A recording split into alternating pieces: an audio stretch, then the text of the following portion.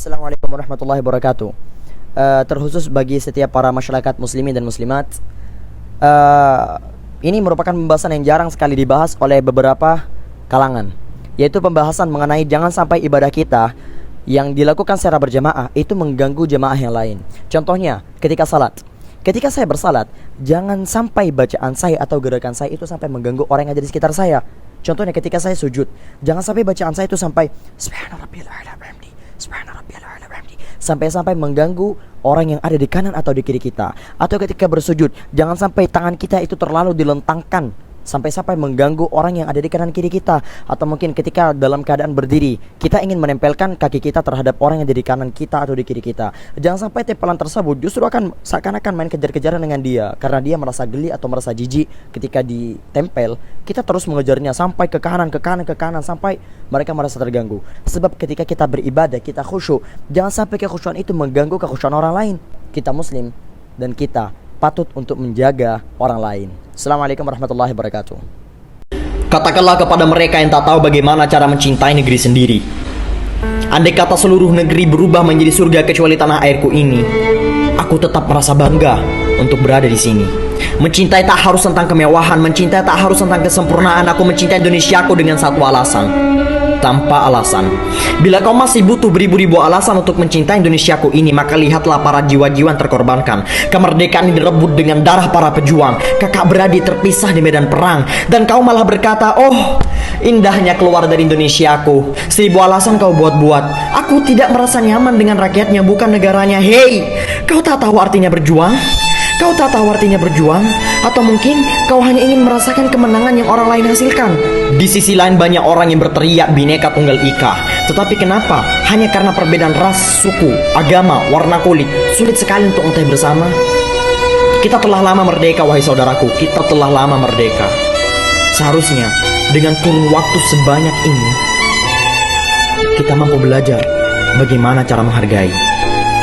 Dirgahayu Indonesia yang ke-75. Saya Madura, saya Indonesia. Ayo guys, assalamualaikum warahmatullahi wabarakatuh. Mungkin kebanyakan dari kita itu senantiasa berbuat kebaikan, tapi pernah gak sih kita tuh mikir konsep bagaimana Allah Subhanahu Wa Taala tuh membalas kebaikan kita? Gimana? Oke, sini saya jelasin.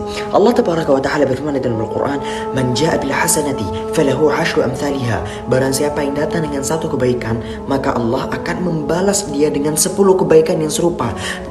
Wa man ja'a bis sayyi'ati, dan barang siapa yang melakukan satu keburukan, apakah dibalas dengan 10 keburukan serupa? Enggak. Fala yujza illa mithlaha, maka dia tidak akan dibalas kecuali dengan balasan yang serupa. Wa hum la yuzlamun, dan manusia-manusia itu tidak akan pernah dizalimi oleh Allah Tabaraka wa Ta'ala. Bayangin, kita sekarang melakukan satu kebaikan, kita dibalas oleh Allah Subhanahu wa Ta'ala dengan 10 kebaikan yang serupa. Sedangkan ketika kamu melakukan satu keburukan, maka Allah akan membalas kamu hanya dengan satu keburukan, hanya dengan satu balasan yang serupa.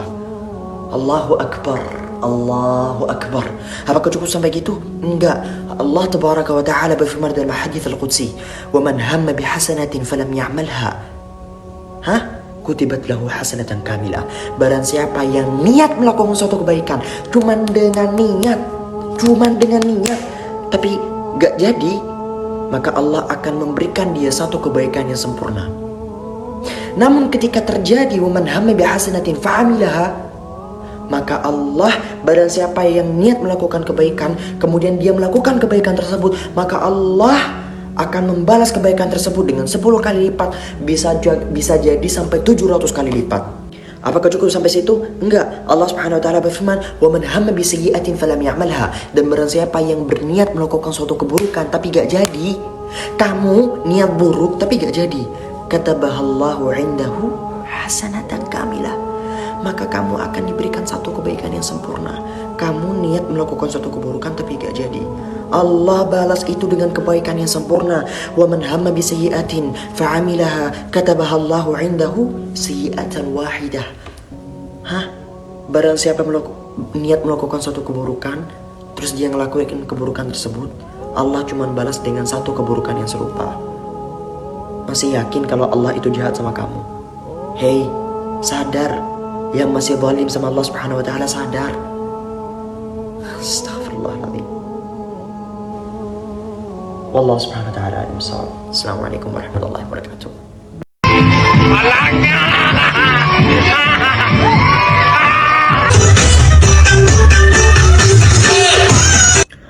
Astaghfirullahaladzim, astaghfirullahaladzim, astaghfirullahaladzim. Kamu tahu itu di mana? Itu di Haflatul Imtihan, sebuah acara penutup madrasah yang mendidik generasi-generasi mudanya agar bisa menjalankan prinsip-prinsip keagamaan dengan baik. Namun apa yang dihasilkan? Inilah yang dihasilkan. Tidak tahu malu. Kemana rasa malu? Kemana rasa malu yang diajarkan oleh Islam? Kemana rasa malu yang diajarkan oleh Allah Tabaraka wa Ta'ala melalui lisan sang baginda Rasulullah sallallahu alaihi wasallam? Kemana rasa malu yang ditanamkan kepada kita sejak dini? Al-haya'u minal iman. Kemaluan sebagian dari iman. Kemana itu semua? Bila yang dididik generasi mudanya saja seperti ini, jangankan dilakukan oleh para muslimat, dilakukan oleh para muslimin saja tidak pantas. Jangankan dilakukan di atas panggung, dilakukan di tempat biasa-biasa saja tidak pantas. Kemana rasa malu kalian wahai para muslimin, wahai para muslimat? Bagaimana apabila kelak kalian bertemu dengan sang baginda Rasulullah sallallahu alaihi wasallam di akhirat, lantas mereka mempertanyakan, kenapa kalian mendidik generasi muda kalian seperti ini? Apa yang akan kalian jawab? Apa yang kalian jawab, Mari kita tanamkan rasa malu kepada diri kita masing-masing, kepada generasi muda kita masing-masing. Maksud saya bukan malu yang membawa bencana, bukan malu yang membuat efek buruk kepada kita, tetapi malu yang membawa kebaikan. Generasi masa depan Islam, peradaban Islam di masa depan ada di tangan kita. Apabila kita tidak mampu mendidik generasi-generasi muda kita dengan baik, lantas apa kabar masa depan?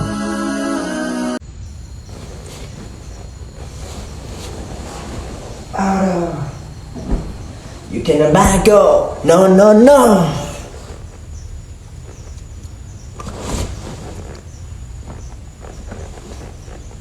Ya, assalamualaikum warahmatullahi wabarakatuh.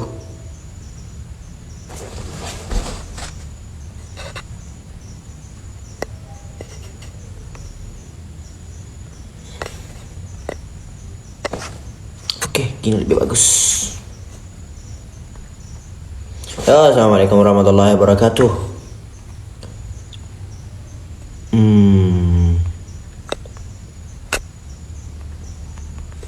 Ya.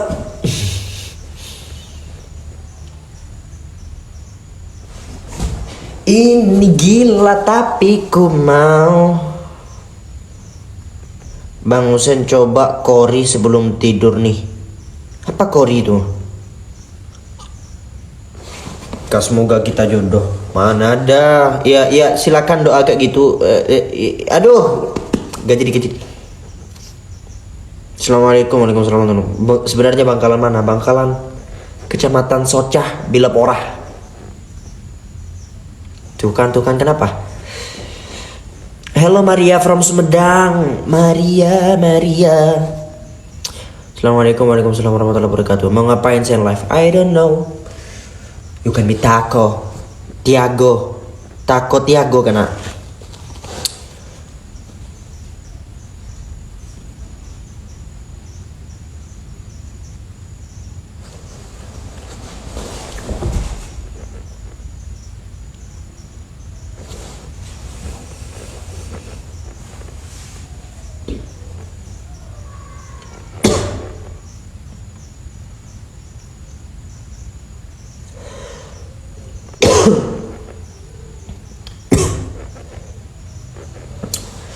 Ini gila tapi aduh apa ini? Sebut namamu, binti ayahmu.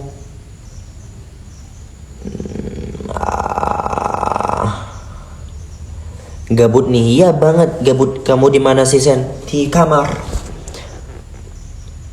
Tolong dong semalam mimpiin masak. Saya dimimpiin 1000 orang. Ye. Jaga kesehatan. Mana ini? Bunda ingin sekali. Mana ini tadi? Duh, hilang.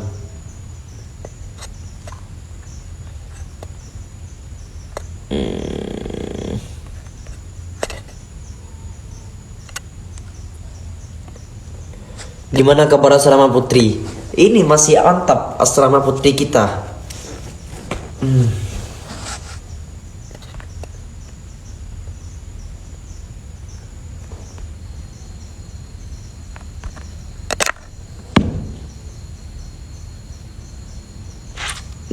Lah kenapa?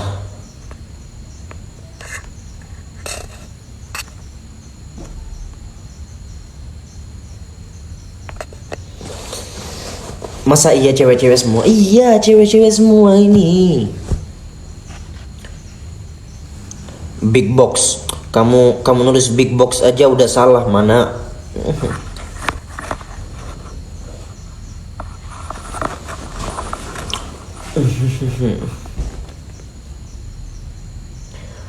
Sen, gimana respon kedua orang tuamu tentang kamu sekarang? Ya biasa aja, kayak gak ada apa-apa. Abiku aja kaget, kok bisa gitu. Bukan kaget, enggak kaget sama sekali. Kayak biasa aja, kayak gak ada apa-apa, serius. Yang kaget itu Umi katanya. Kenapa semua orang bicarain Husen gitu katanya. Numpang doang. Ini gila tapi ku mau. Halo kamu. Doakan anak bunda Bintang Rizky Habibi soleh seperti Nak Husen. Jangan soleh kayak Husen, soleh kayak orang yang lebih soleh dari Husen. Kok anta jadi kayak rapper gitu? Kenapa rapper kenapa? Dari dulu emang saya semi rapper gitu. Baru ku sadari aku punya jati diri untuk jangan pernah hina Husen yang itu kan. Aku pernah nulis rap dulu. Cuman malas aja yang mau dia nu.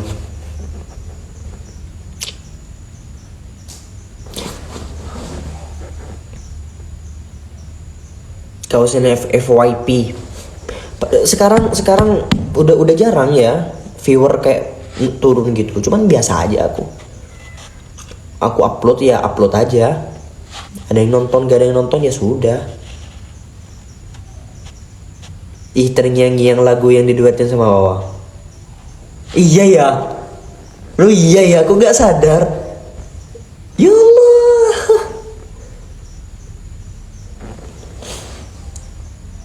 Ini keliru. Ini keliru. Gini.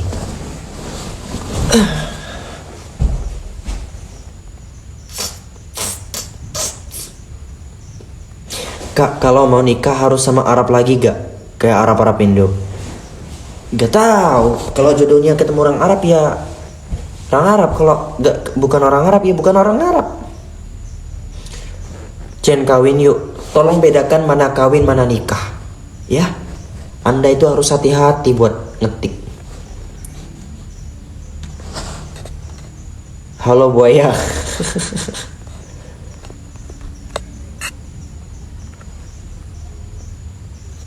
Dah ya. Assalamualaikum. Tapi bohong.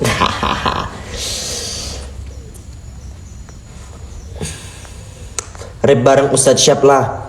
Tadi Kak Tako alias si Syab Muslim itu apa namanya? Coba cek dia save tadi share dia tadi save di IGTV. Lagi bacaan puisi bagus banget. Aku nanti buat versi Husen. Aku bacaan puisi. Emang bedanya nikah sama kawin apa? Ya, masa gak paham lu?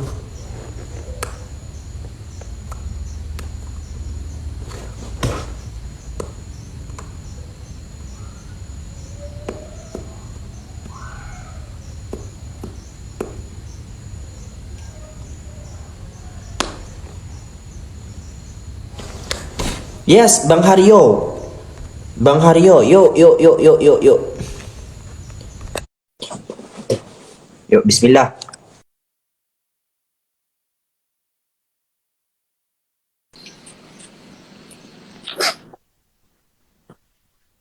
Halo, ada sinyal jelek ya? Halo, ini suara apa sih? Ini yang jelek sinyalnya siapa? Halo, Halo? sinyalnya jelek ya? Halo, Udah, Assalamualaikum. Waalaikumsalam. Kelihatan nggak? Kelihatan Di banget. sana kelihatan nggak? Viewer ngeliat nggak? Takutnya viewer nggak ngeliat. Enggak kelihatan banget. Ya, gak tanya-tanya. Hai Oh, viewer.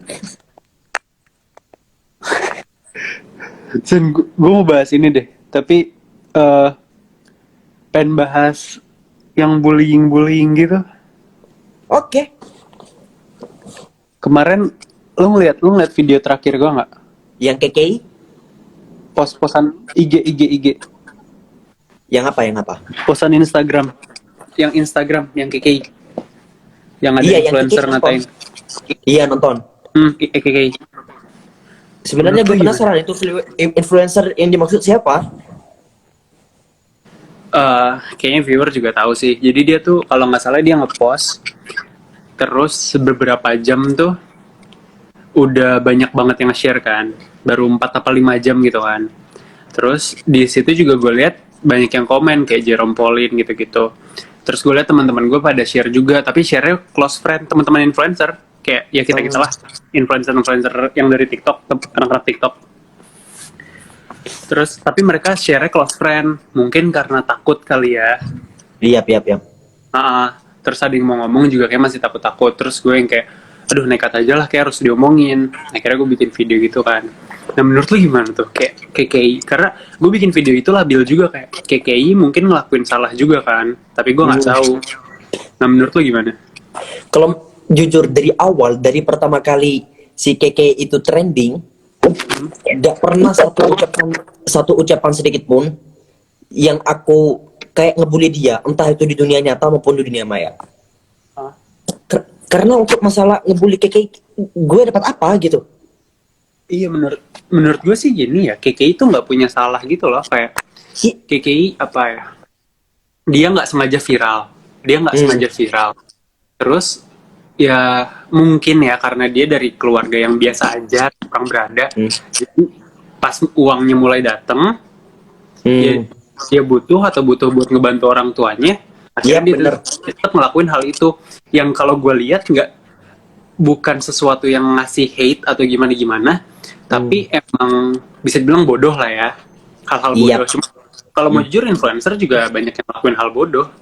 Iya. Kita tiktokernya masih suka joget, ya kan sih? Iya. Ya kan? Nah sedangkan KKI kok kayak gitu disalahin. Kayak apa bener balik lagi ke keadilan cuma buat orang yang good looking. Ya. Jujur sebenarnya gue agak risih sama istilah keadilan itu hanya dikhususkan buat orang yang good looking. Tapi emang bener. Bro. Oke, menurut gue sih yang lagi lumayan panas sebenarnya itu kurang nggak yang masalah banget sih, karena kan nyangkutnya lebih ke satu orang kan. Tapi yang lagi parah banget ini sih yang kayak racist Itu udah gak bisa banget buat ditawar-tawar lagi bang. Orang yang racist itu emang harus dapat hukuman sosial biar orang-orang yang di sekitar kita itu paham betapa menyakitkannya bahasa racist itu. Bahkan kalau abang tahu di daerah aku sekarang, di daerah yang agak terpencil ini, seakan-akan orang yang alhamdulillah sekarang udah gak kayak dulu lagi. Orang yang beda agama itu kayak udah gak boleh temenan sama dia, gitu istilahnya. Dan itu banyak. Makanya gue nggak ngerti sama apakah orang-orang tuh ngerti gimana rasanya dirasisin. Karena gue tuh pernah, gue nggak punya ras gimana, tapi gue pernah dikatain kayak Ambon. Gue nggak ngejatuhin Ambon atau gimana, cuman gue pernah dikatain kayak gitu. Yang bikin gue jadi kayak gue ketekan sebagai anak umur berapa ya, umur 14 tahunan lah, 13-14 tahun gue digituin sama grup gue. Dan akhirnya gue jadi, ya gue nggak bisa apa-apa karena itu untuk gue di rasisinnya secara lisan. Gue gak kebayang sama orang yang dipukul-pukul, diteriakin, sampai seumur hidup digitu-gituin. Jadi kayak apa ya? Menurut gue sih kita kan kayak gue nggak ngeliat kita influencer lah, tapi kita udah mulai punya following kan. Kita ngebangun sosial media. Nah kita tuh harus ngelakuin sesuatu entah apapun itu supaya pihak besar tuh mulai denger gitu sama masalah ini. Nah apalagi pas yang George Floyd meninggal dipakai lutut itu itu kan rame banget dan orang Indonesia mulai ngomongin Papua yang gue juga baru tahu. Akhirnya gue share di story.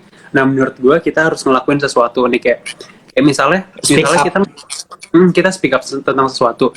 Ini kan viewer lu sekitar 400-500 kan.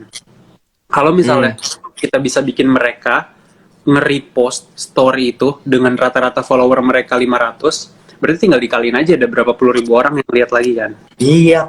Sumpah Nah, baru kepikiran gak? menurut gue kayak kita harus ngelakuin hal-hal kecil yang nantinya akan build up jadi hal-hal besar dan semoga aja bisa ngabisin masalah kayak gituan. Jujur, untuk aku sekarang, sebagai orang Madura, di sosial media, di ranah sosial media, orang Madura tuh kayak dirasisin. Sorry. Banget. Apa? Di sosial media, orang Madura itu dirasisin. Dulu aku pas awal-awal buat konten, Oh, dirasis. pas aku ngaku kalau aku itu orang Madura, gak ada yang percaya. Gak ada yang percaya kalau aku itu orang Madura. Serius. Bahkan waktu awal-awal aku bikin konten, awal-awal aku bahas sesuatu, aku kan pernah bahas K-pop, aku pernah bahas ini. Terus di komen itu ada yang gini, oh kelihatan banget dari logatnya orang Madura, skip ah. Dia gak dengerin apa yang aku ucapin, cuman gara-gara logatku yang agak sedikit kemaduraan, terus dia sampai sekarang aku udah kebal. Maksudnya hal-hal rasis yang kecil itu tuh bisa bisa berakhir ke ignorance gitu loh, ke perasaan untuk nggak mau peduli, karena itu masalah gitu. Kayak kalau misalnya gue bilang kayak ke orang Papua, lu hitam atau kayak gitu misalnya ya, padahal itu cuma simpel tapi ngecengin doang, misalnya kayak cuma ngecengin sama teman, tapi menurut gue kalau itu membawa agama, membawa suku, itu menurut gue nggak bisa dibiarin, karena itu nyangkut baik orang dan nyangkut masalah-masalah yang lebih besar lagi. Iya, Nah, makanya bener banget. semoga aja. Jujur gue masih nggak tahu gimana cara speak up-nya, gimana cara nyelesain masalahnya. Cuman at least kita mulai buka diskusi kayak gini aja, ini bisa ngebantu nyelesain masalah kayak gini, Sen. Kayak kita ngobrol kayak gini, lu jadi dapet ide-ide baru, gue dapet pencerahan baru. Orang yang nonton jadi ada ide baru, kayak mereka makin tahu masalah-masalah kayak gini. Karena kalau misalnya disuruh nyelesain, gue juga nggak tahu. Cuman ya, at least kita udah mulai diskusi sama gini-ginian. Kalau untuk bahasan menghilangkan rasis di dunia, jangan di dunia, di daerah kita aja itu mustahil banget. Tapi at least kita kayak ngurangin beberapa polusi orang-orang yang berpotensi untuk rasis, sehingga mereka kayak mikir dua kali. Kira-kira ini bahasan rasis bisa gak ya? Soalnya berjuta-juta tahun yang lalu rasis itu udah manusiawi banget, udah setiap manusia. Maksudnya kan kayak gini kan, tadi gue juga baru bikin konten di TikTok kayak ratusan tahun lalu yang megang media itu koran, berarti diproduksi sama perusahaan besar, dipegang sama gabungan. Habis itu radio, habis itu TV. Baru sekarang kita punya kekuatan untuk pegang media. Ada di sini, dianya ada di sini kan. Iya. Kayak lu megang, gue megang, semua viewer megang. Jadi kayak ya kita bisa buka diskusi untuk bikin orang tuh makin sadar. Kayak diskusi-diskusi kayak gini bukan yang gimana-gimana ya. Kayak kita makin lu bikin konten, gue bikin konten, teman-teman TikTok yang lain bikin konten. Jutaan orang ngelihat itu udah something yang bagus banget menurut gue. Karena let's say misalnya acara TV dapat 10 juta viewer per acara, kalau misalnya kita bikin kayak gitu juga dengan hal yang lebih positif ya kita bisa ada di level yang sama dengan mereka, ngerti kan? Lu nonton nggak video Instagram gue yang terakhir? Yang mana tuh? Judulnya Peace. Tonton bro. Terus lu komen ke aku, gimana menurutmu? Itu aku bahas tentang rasis sebenarnya. Cuman aku gak nyebut kata rasis sedikit pun. Tapi intinya menjurus ke bahasan rasis. Kayak menurut gue rasis tuh kayak gue juga pernah di sekolah ada istilah rasis, sebenarnya bukan ras gimana ya, jadi kan ada IPA, IPS sama akselerasi, dan gue masuk ke akselerasi. Nah IPA sama IPS ini biasanya ngerasisin anak akselerasi, gue nggak tahu kenapa alasannya, kayak entah karena anaknya aneh atau kayak gimana gue nggak tahu, tapi gue sebagai anak akselerasi gue yang kayak alasan lu apa gitu ngatain kita, alasan lu apa ngebenci kita, ngucilin kita gitu loh. Jadi itu masalah simpelnya, kayak gue nggak sakit hati atau gimana, cuman nggak kebayang aja gitu kalau lu lahir kayak apa ya? Kayak gue lahir di Papua nih, terus tahu-tahu ada orang benci sama gue tanpa alasan. Kayak Iya. Papua. Terus kenapa? Makanya orang-orang kayak ngenilai kita tuh bukan berdasarkan apa yang kita buat, cuman gara-gara warna kulit kita maybe, atau asal muasal kita dari mana, atau kita keluarganya siapa. Iya. Itu juga kayak jujur gue juga nggak setuju sama orang yang kayak, ih dia anaknya si ini loh, ih dia anaknya si ini loh, ngerti nggak sih? Kayak maksudnya Banget. kayak ih general tuh, ih anaknya ini, ih anaknya itu.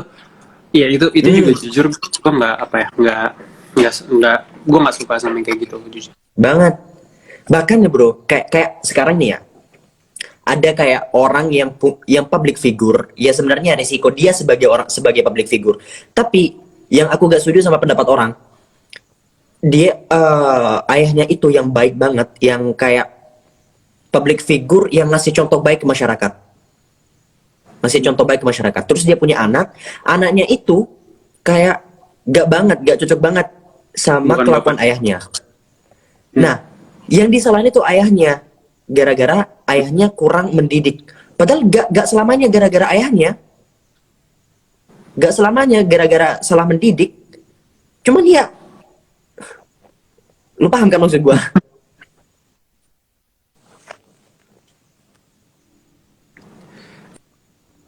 Ya nanti kayak gitulah Ini ya, jaringan semoga aku apa jaringan Bang Mario? nanti kita bisa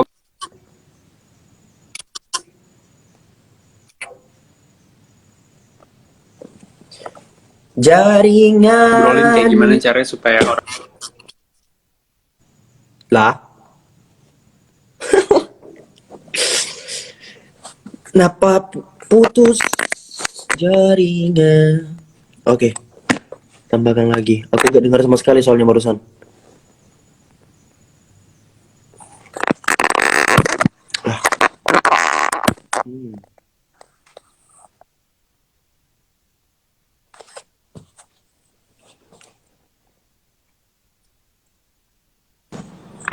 halo bisa ini kayak HP gini kurang ini nih. Gimana Sampai mana tadi? sampai yang itu yang ya apa sih, oh ini gue berharap influencer kayak kan pasti lo kenal teman-teman yang TikTok juga kan, ya bukan influencer lah, Banyak. influencer anak-anak TikTok. Semoga aja mereka bisa mulai ngomong tentang yang Papua, karena menurut gue Papua tuh masalah yang cukup besar, dan apa ya, semoga aja dari kita ngomong-ngomong kayak gini bisa jadi beneran nyelesain gitu loh, karena gue baru lihat videonya dan itu parah sih, itu parah. Kayak ada orang yang dibunuh gara-gara nggak tahu ngapain, lagi mancing atau dibunuh, ada penembakan puluhan orang, itu aneh. Itu nggak jelas. Gila. Dan masalahnya Terus- katanya pemerintah tuh nutupin identitas, cuman nggak tahu lah. Iya. Jadi sebenarnya sering nggak muncul di FYP lo orang-orang Papua? Pernah sekali 2 kali. Di FYP gue sering banget, dan itu bikin aku senang. Apalagi Karena positif komennya banget. itu kayak positif banget. Ada sebagian yang nggak positif, kayak nanya-nanya hal yang terlalu aneh ke orang-orang Papua, kayak nanya, intinya menyinggung banget pertanyaan itu. Banyak juga itu. Dan itu seriusan, entah orang sana itu nganggap itu hal biasa atau enggak. Intinya aku kayak berusaha, kira-kira aku kalau orang Papua bakalan sakit hati gak dengar pertanyaan kayak gini, gitu. Iya, nanti gue coba cari ide supaya at least masalah ini makin kedengeran sama media yang lebih besar ya. Kayak Instagram tuh menurut gue media yang paling besar sih sekarang. Jadi kalau kita bisa viralin masalah ini, berarti kita bisa ngebantu untuk nyelesain masalah ini kan. Menurut gue sih itu di tangan kita juga, karena TikTok ya lo tau sendiri lah, sekalinya viral di TikTok. Iya. Kayak gitu. By the way, hi guys, gue Rio. Guys, setuju nggak kalau Husen bikin YouTube? Hi rich people. YouTube Dari kemarin Mau buat gue saranin lu belum buat ya? belum, nanti adalah. Setuju nggak guys? Saya hai dong Afgan KW kurang ajar. Sebenarnya menurut lo kayak minoritas ya, kayak minoritas yang ngerasa yang ngeluh gitu ketika banyak dibully oleh mayoritas itu gimana? Sorry, maksudnya gimana? Contoh aja contoh. Contoh ya, kayak orang-orang nonis di Indonesia itu kan sering banget kayak kena bulian atau ada di sosial media atau di dunia nyata atau Cina lah. Nah, sedangkan di dunia luar rata-rata yang muslim itu juga banyak kena rasis juga. Jadi hakikatnya rasis itu kayak gak berkaitan sama agamamu apa gitu. Kok gue nggak ngerti sih? Aduh, gue yang bodoh atau gimana nih? Akunya kayaknya salah ngejelasin. Gimana? Gini, menurut lo tentang rasis ya, tentang rasis itu yang salah yang jadi objek orang yang bersalah itu gak bisa kan kita katakan orang yang mayoritas. Lalu? Kayak sekarang di Indonesia banyak nonis yang kena bully, kan? Lalu nonis itu kayak nyalahin mayoritas. Nyalahin muslim gitu misalnya. Iya, nyalahin muslim. Oh, ini kayak mentang-mentang kalian mayoritas gitu. Menurut lu gimana? Enggak. Menurut gue ini apa ya? Menurut gue untuk yang dibully itu wajar. Kayak misalnya nih, lu sebagai anak SMA baru, kelas 2 SMA, lu baru masuk nih ke sekolah, sesuatu sekolah. Terus ada 10 orang. Ada 10 orang dia emang temenan, tapi satu orang ngomong nih, iya lu anak baru, biasanya gini doang, anak Madura gitu-gitu misalnya. Terus lu kayak, lu mentang-mentang lu rame, itu wajar kan? Oh iya. Kan? Tapi wajar. Menurut gua, tapi kalau logiknya ya nggak bisa gitu, nggak bisa kita asal ngatain kayak gitu aja, karena asal ngebalikin gitu aja tuh nggak bisa, karena menurut gua nggak ada tuh kata-kata Islam radikal, Islam rasis, atau kayak Kristen rasis gitu-gitu. Gue sih ngeliatnya lebih ke ada orang rasis, terus salah dia. Kebetulan agamanya Islam. Ada orang rasis, kebetulan daerah Jakarta Selatan misalnya kayak gitu. Ya makanya, benar. Nggak langsung mengeneral apa ya? Apa sih bahasanya, langsung disamain gitu semuanya. Ada satu yang rasis, semuanya dijelek-jelekin gitu. Iya, paham gua, paham. Kayak gini mungkin banyak yang bilang anak cowok TikTok mah banci karena ada 1-2 yang suka joget misalnya kayak gitu. Tapi ya nggak bisa kayak gitu, karena ada lu yang suka jelasin tentang agama, ada gue yang suka jelasin tentang gym, tentang Prancis. Ya menurut gue kayak gitu sih masalahnya. Iya, bener. Kayak kita tuh gak bisa nyalahin semuanya gitu. Iya, kayak ya intinya gue sih ini ya, kalau masalah rasis di sosial media mungkin ya udahlah itu susah buat dihilangin, cuman gue pengen orang tuh lebih ngedenger sama masalah rasis di Papua itu aja. Iya. Jadi di sini kita bakalan ngerencanain sesuatu untuk speak up bahasan yang iya. Semoga ada yang bisa semoga ada hasilnya sih, semoga ada hasilnya. Amin. Lo harus WA gua, bos. Siap, bos. Biar aku punya ide. Siap. Kalian lagi bahas apa? Tadi lo lagi bahas apa di sini?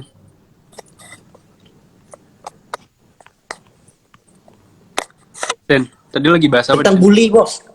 Tentang bully juga. Tentang bully aku mau bahas dari sisi agama. Oh, oke. Kalau tentang pembuli itu ya, di kepercayaan kita sebagai seorang muslim, di akhirat nanti, Rasulullah dulu pernah jelasin bahwasannya seorang pembuli itu ulang bahasan. Jadi Rasulullah SAW pernah tanya ke para sahabat, kalian tahu gak orang bangkrut di hari kiamat itu kayak apa? Terus dijawab oleh para sahabat gitu, orang bangkrut itu Rasulullah orang yang gak punya duit menurut kita. Nah, sedangkan penjelasan Rasulullah enggak, orang bangkrut itu orang yang setiap hari di dunia dia itu rajin sholat, rajin zakat, rajin puasa, tapi ada sesuatu yang salah. Dia itu bully sana sini, dia itu makan harta sana sini, dia itu ngatain sana sini. Sehingga Jadi kelak di akhirat amalnya nggak posisinya dipakai. gimana? Nah, makanya. Sehingga kelak di akhirat dia, pahala dia akan diberikan kepada si orang yang kena bully. Di akhirat, pahala dia akan diberikan ke orang yang kena bully. Semisal orang itu pahalanya habis, niscaya dosanya orang yang terbully tadi itu bakalan dikasih ke si pembuli. Jadi, min dong. Wow. Iya, serius, itu kayak gitu. Makanya sebenarnya orang yang terbuli itu pahalanya banyak. Ya tapi gue takutnya ada yang salah persepsi nih. Jadi jangan nggak juga hal ini ngebiarin kita buat ngestop nyelesain masalah pembulian rasisme. Oh, jelas. Iya, Tapi kayak, takutnya ada yang biar salah kalian paham. takut gitu, jangan suka ngebully orang.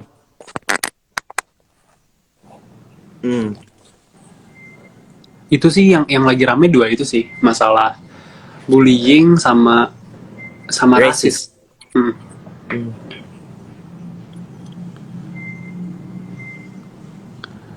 Pak Anies, Pak Jokowi pahalanya banyak sekali. Ada yang bilang lah. Iya sih, iya. Ada yang nanya TikTok komunitasnya ada nggak? Ada, cuman kita emang suka WhatsApp-WhatsAppan. Waktu itu kita pernah ngobrol juga, ya nggak sih? Tapi aku gak pernah gabung di grup-grup. Pernah sih diajak sama Banselos buat apa namanya? Buat Zoom bareng. Masalahnya Zoom bareng mereka itu jam 1, jam 2. Itu waktunya Exactly sholat, kan? bos. Nah, iya, makanya gue juga buat Zoom sama mereka susah. Jadi lebih ke ya udah ada aja di grup. Iya. Lupa apa. KKI banyak pahala. Tadi Tapi gua jangan ngeliat sampai video kalian itu Kiki. buat alasan buat tiba-tiba bilang, gue mau kasih pahala gue ke KKI. Ya, lu Terus ngebully. ya. Cuman itu kalau lu mau tau influencernya tuh udah followernya udah 1 juta. Jadi menurut gua, dan video-videonya dia tuh udah 2 juta, 4 juta, yang lihat tuh segitu. Jadi untuk apa ya, social power sebesar itu dan punya bahannya yang kayak gitu, menurut gua itu apa ya, di-know banget gitu loh. Kayak gua aja tuh nge-list kayak konten yang gua post. Maksudnya kayak gimana caranya gue bisa ngasih tips ke viewer gue bisa ngasih sesuatu, kalau misalnya nggak tips ya sesuatu yang entertaining lah, kayak gitu kan. Kalau sampai dasarnya hate tuh kayak gimana ya, apalagi udah sebesar itu. Dan itu juga nggak satu-satunya konten, Sen. Kalau gue lihat ke bawah, bahkan ada yang kayak nih, gue juga mau nanya sama ini kan, Ferdinand sih namanya. Ferdian. Dia kan sempat ngasih apalah prank yang viral itu ya, yang bodoh itu. Terus Iya. banyak nih influencer yang ngata-ngatain. Menurut lu gimana? Gue sebenarnya berdiri ya, Ferdian itu beneran salah. Jelas salah. Tapi jujur, bulian, dan dia juga pantas dapat hukuman sosial. Pantas. Tapi jujur, dilihat akhir-akhir ini, aku ngerasa bahwasannya ini udah di luar batas banget orang yang ngatain dia. Kenapa tuh? Entah kenapa aku ngerasa orang yang ngatain dia di luar batas banget. Kayak gimana? Gak ngerasa, serius. Kalau menurut gue juga gitu loh, kayak untuk kritik dan apa ya, ngestop seseorang yang emang jelas-jelas ngelakuin sesuatu yang salah itu benar dan emang harus kan. Tapi untuk nge-hate itu jangan, walaupun wajar tapi itu jangan. Nah, Yap. yang gue lihat tuh kalau orang sampai ngebuat video YouTube tentang itu, masalahnya gue ngeliat influencer gede ngebuat video YouTube tentang itu, terus ngebuat konten yang emang kontennya tuh emang bener-bener direncanain, preparationnya gak gampang, dan ditujuin buat ngejelekin satu orang itu. Menurut gue kayak apa ya, kayak kenapa harus kayak gitu. Kenapa gue tetap ngeliat itu hate jatuhnya, itu bukan kritik.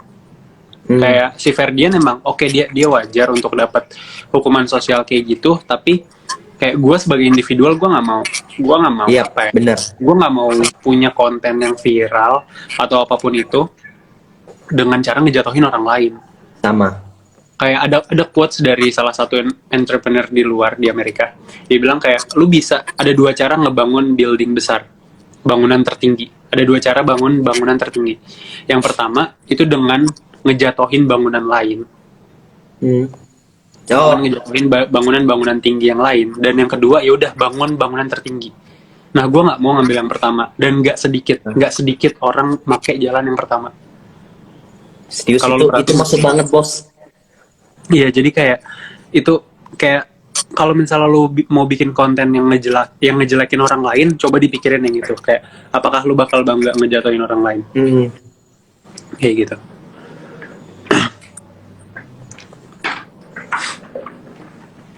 Jadi dulu gue pernah dapat nasihat dari seseorang. Sen, kamu kalau habis ngupload apapun, entah itu foto, video, coba kamu diam semenit 2 menit, terus kamu pikir.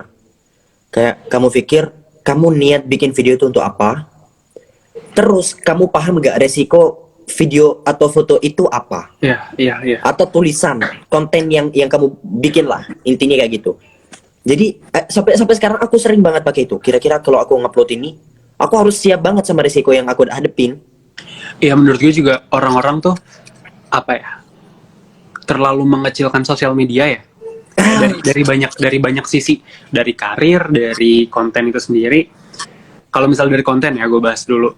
Kayak sosial media tuh emang beneran media gitu. Ini TV yang ditonton sama semua orang dengan skala yang lebih kecil, tergantung audiens lu.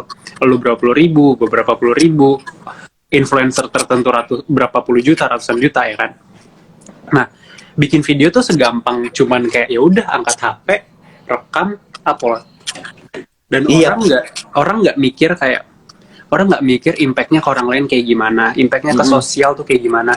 Sedangkan gue juga dulu pernah, pastilah, gue yakin lu juga pernah sebagai anak kecil ya, kan umur kita nggak jauh beda nih, ngerasa kayak kalau videonya viral tuh bangga. Iya. Kalau video gue dapat 10.000 views, dapat 1 juta views, senang. Sedangkan gue sekarang, dan gue yakin lu juga sama, kita tuh udah nggak peduli sama viewer, tapi kita peduli sama apa yang kita bawa ke viewer.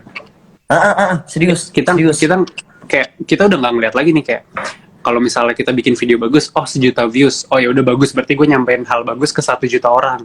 Tapi kalau gue punya video nggak jelas atau lebih parah lagi yang jelek, terus punya 1 juta views, gue yang kayak gue nyampein hate ke jutaan orang kayak gitu loh. Nah, menurut gue orang tuh nggak terlalu mikirin yang kayak gitu-gitunya. Jadi bahkan kita juga nggak boleh nyalahin prasangka orang sih. Gimana? Dulu Sidina Umar, tahu Sidina Umar kan? Sahabat Nabi. Sorry, Umar bin Khattab ya. Iya. Beliau tuh pernah bilang, ketika kamu berada pada sesuatu yang dimana sesuatu itu kamu bakalan disangka buruk sama orang, jangan pernah nyalahin orang kalau mereka berprasangka buruk sama kamu. Iya betul. Kamu keluar dari tempat lacur, ya, kamu keluar dari tempat lacur, sekalipun kamu gak ngelacur di dalam, kamu cuman ngasih nasihat, terus tiba-tiba ada orang kayak prasangka, dia lagi ngapain tuh di dalam? Ya kayak lu gak seharusnya bilang ke mereka, jangan suudzon kalian. Ya emang berhak kita speak up tentang apa yang terjadi di dalam. Cuman kita gak boleh kayak ternyata orang-orang itu jahat-jahat semua. Gak berhak banget buat bilang kayak gitu. Iya betul.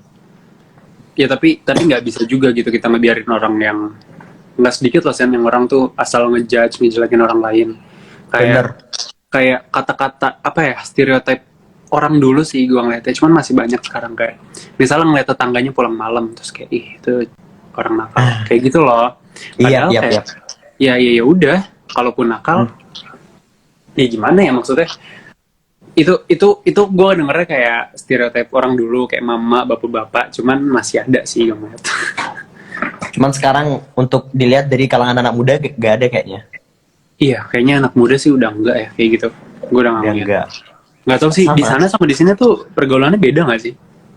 Beda banget ya? Beda banget. Di sini agamanya masih kental. Mayoritas apa di sana? Sama Muslim? Muslim banget sini. Muslim banget ya. Banget. Bahkan kalau kamu tahu pergi ke pusat perbelanjaan aja pakai sarung itu hal biasa. Pergi ke tengah kota nih. Kalau cowok sama cewek ketemuan berdua gitu boleh nggak? Boleh. Boleh. Nggak kayak Aceh juga. Oh, soalnya katanya Maroko tuh nggak boleh, kata temen gue ya. Iya. Orang Maroko di. Jangankan Maroko, bos. Di tempat-tempat kayak di Arab itu rata-rata nggak boleh. Cuman nggak semua. Terus gimana di sana? Di Madura. Kalau di Madura ya kayak gitu. Kayak tempat-tempat malam gitu-gitu udah nggak sih? Nggak ada. Nggak ada sama sekali. Nggak ada. Clubbing? Nggak ada. Dan gue berharap semoga gak ada selamanya. Di sini harus hati-hati sih. Di sini harus hati-hati. Makanya Kayak jujur nih bang. Jujur. Aku pengen banget kayak berkawan sama orang-orang yang bukan sini-sini doang. Aku dari kecil, untung aku bersyukur banget. Aku gak bilang kalau aku itu orangnya open minded, tapi aku bersyukur banget pengen jadi orang yang open minded. Dan untuk sampai pada tingkatan itu, aku harus paham gimana orang-orang yang di luar aku. Dan itu banget yang aku kurang. Jadi lingkungan yang aku hidup sampai sekarang itu ya kayak gini-gini doang. Dan aku gak punya orang-orang yang beda banget sama aku. Betul. Kayak bahkan gue dulu pernah mikir kayak gimana kalau Amerika itu nggak ada. Karena ya emang gue pernah ke Amerika ya kan kayak gitu. Nah jadi menurut gue juga lo harus ngerti gitu gimana sih kehidupan malam, kayak nggak cuman kita bilang kayak kehidupan malam tuh nggak bagus, tapi kita juga ngerti gitu apa sih situasinya kayak gimana, nggak bagusnya kayak gimana, kayak gitu. Karena kan zaman sekarang kita juga udah nggak bisa menyampaikan semuanya tuh based on agama kan, karena nggak semua orang bisa menerima itu kan, kayak ya lu muslim, agama gue ini beda, atau kayak gue nggak percaya sama agama gitu kan ada. Jadi kayak lebih ke logiknya gitu loh, kayak kenapa sih kehidupan malam nggak bagus, kenapa sih ini nggak bagus, itu nggak bagus. Benar. Menurut gue untuk ngerti kayak gitu, mau nggak mau harus nyemplung, sumpah. Mau nggak mau harus nyemplung, tapi tahu batas. Yap. Cuman yang mau nyemplung itu bro, harus punya tingkat kayak nggak semua orang siap untuk nyemplung. Karena apa ya? Karena banyak orang yang nyemplung dan nggak tahu kapan harus keluar. Masalahnya di situ. Keenakan banget di dalam. Coba nanti kalau lu udah pindah ke Jakarta, nggak tahu kapan, pasti kan mulai punya teman tuh. Coba ya tanya-tanya kayak yang suka kehidupan malam dari umur berapa, stopnya kapan, kayak gitu. Iya. Bahkan gue yakin masih lanjut gitu, kayak sampai kuliah, sampai kerja gitu.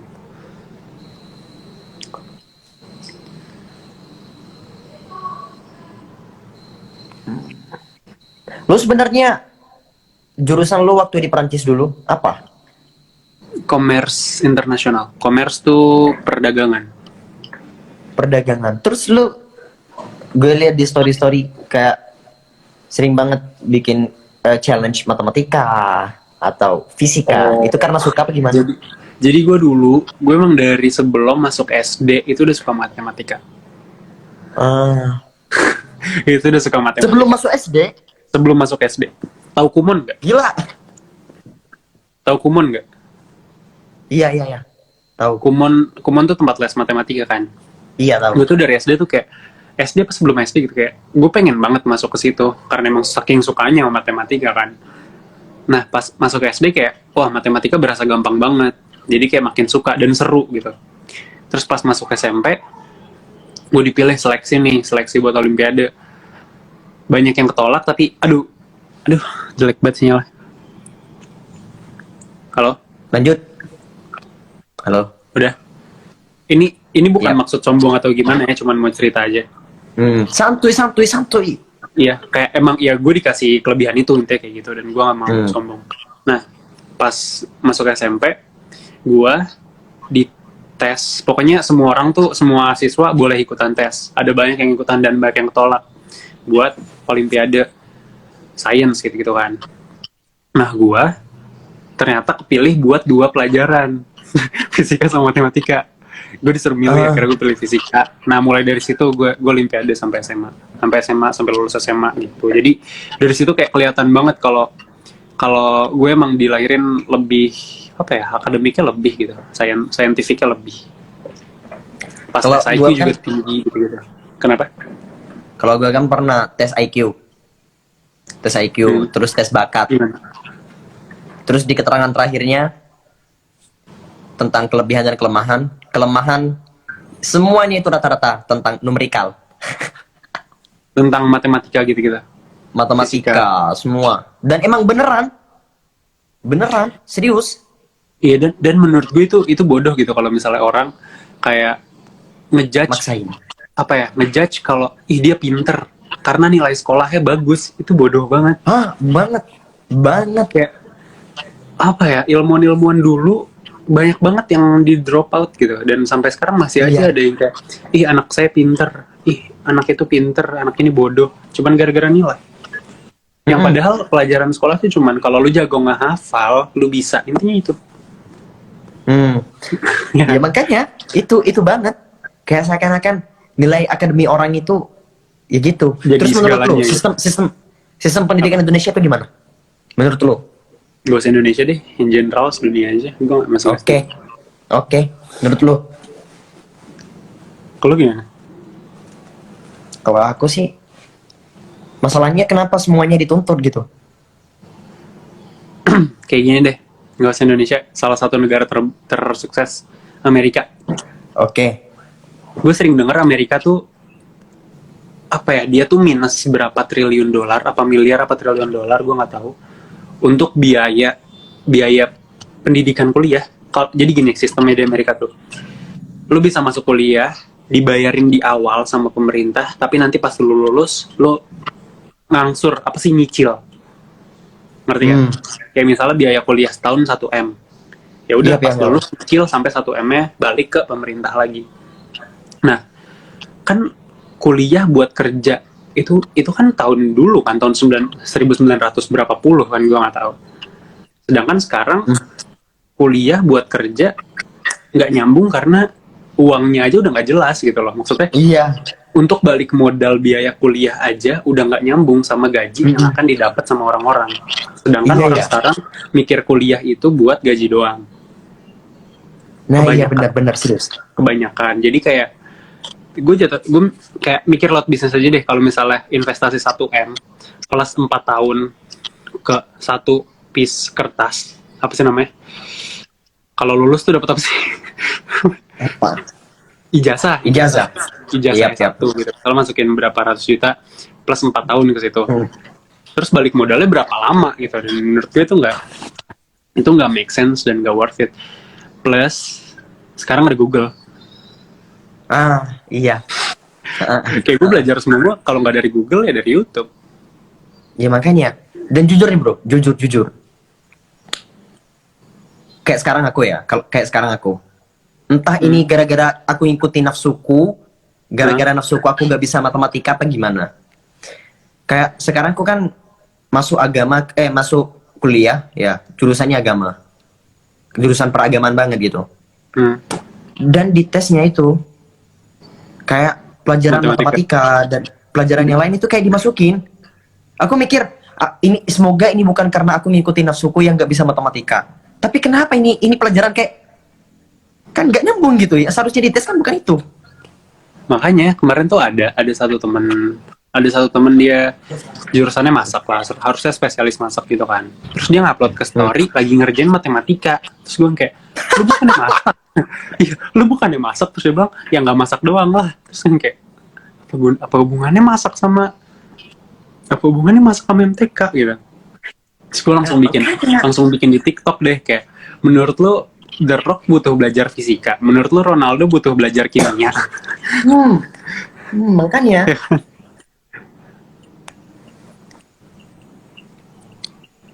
Tuh, terus di sini ada pembahasan karena semuanya itu ada kaitannya sama matematika.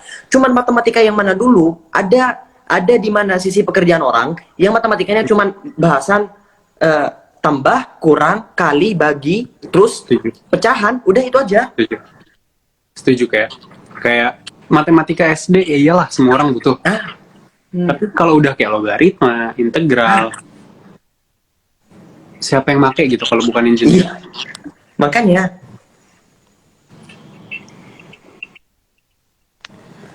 Sen, gue sebentar lagi udahan ya. Sama, aku barusan dipanggil sama Oke. kakak. Oke. Gue mau bahas ini terakhir. YouTube. Kapan mau start? Masa nggak start sih? HP udah ada pakai iPhone ya? Iya, iPhone X. Nah, itu cukup banget. Ya nanti lah. Bikin apa ya? Bikin ini Sen, kayak di sana tuh COVID parah nggak sih? Baru 36 orang. Nggak parah ya? Di sini udah ratusan. Bikin video kayak bagi-bagi gitu, terus kayak nge-challenge viewer, coba dia lakuin kayak gini. Kayak gitu, coba deh. Siapa tahu bisa bikin orang sekalian buat start YouTube juga. Yap.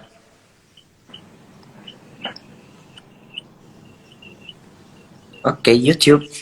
Aku sebenarnya tertarik, cuma untuk sekarang aku gak punya waktu banget. Jadi sebisa aku lagi gak sibuk punya. apa? Lagi sibuk. Untuk sekarang aku lagi 1 bulan belajar buat tes. Terus Walah. masih sibuk baca-baca, Oke, kayak ngaji gitu, kajian. Oh, kitab ini itu ya. Jadi nanti kalau udah keluar dari sini, keluar dari lingkungan sini, banyak waktu kayaknya. Kayaknya aku gak tahu dunia perkuliahan tuh kayak gimana. Oke, sip.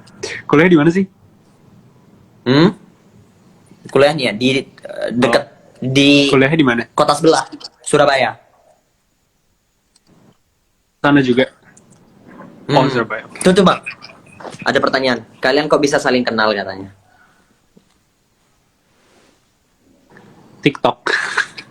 TikTok. Apalagi? Jawabannya TikTok. Tuh live-nya di save Sen. Kenapa? Ada yang nyuruh live-nya di save. Nggak suka banget nge-save. Soalnya tadi obrolannya berat sih. Jadi kalau misal di save bisa lumayan buat back orang.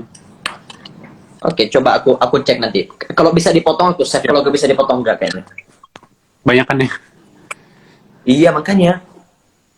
Tuh pada minta disimpan. Di save aja videonya, Ya, Mas, nanti Mas. di-cut. Videonya di save ke HP, nanti di-cut. Jadi yang penting-pentingnya aja.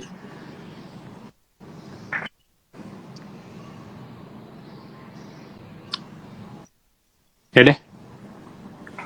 Bye Zen. Zap. Oke, assalamualaikum. Lu sinyalnya ya. Waalaikumsalam.